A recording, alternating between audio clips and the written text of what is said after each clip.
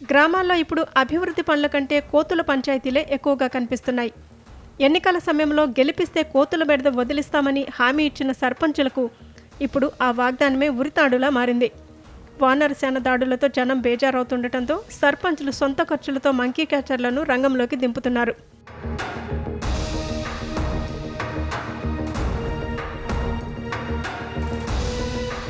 ఒక గ్రామంలో కోతులను పట్టి పక్కనే ఉన్న అడవుల్లో లేదా గుట్టలపై వదిలేస్తుంటే అవి మళ్లీ సమీపంలోని మరో గ్రామంపై పడుతున్నాయి.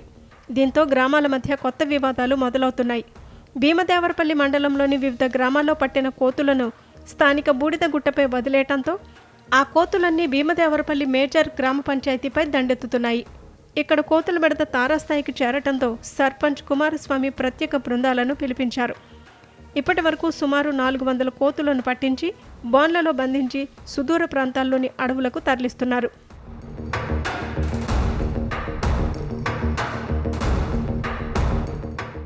కోతుల బెడదతో కంటి మీద కునుకు లేకుండా పోతోంది గ్రామస్తులకు.